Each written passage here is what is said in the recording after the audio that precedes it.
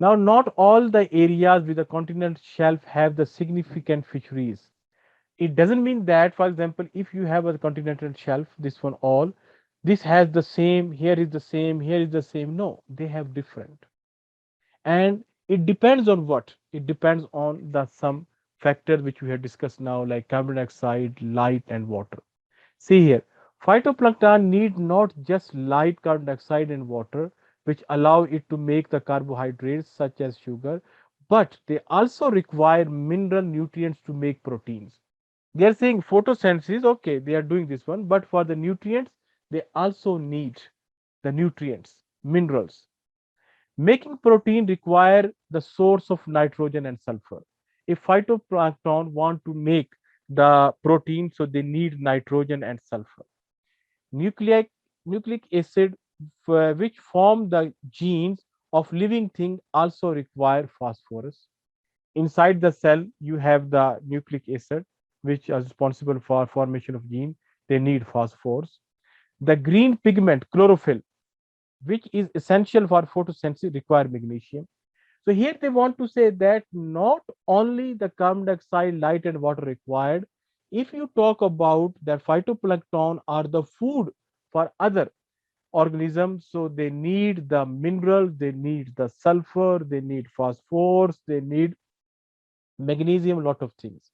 So the most important fisheries of the world are where the current system strip up decaying material from the seabed which rich in nutrients. They're saying it means that, okay, now we discuss all these things. So then where are they found? Now this is the continental shelf. Okay, now try to understand. This is water all. From here you are getting light. Here you are getting carbon dioxide. Got it? Here water is already there. So here the photosynthesis can happen strongly. But at the same time, in the bottom seabed, you have nutrients here. Nutrients which came from outside and they settled on the bed. As I told you, water also move from down to up like this. So these nutrients, they will move up and they will go upper part of continental shelf. This upper part already have carbon dioxide, light, and water, but now also have the nutrients.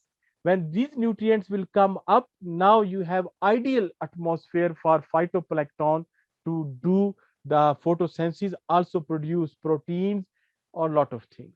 Did you get my point?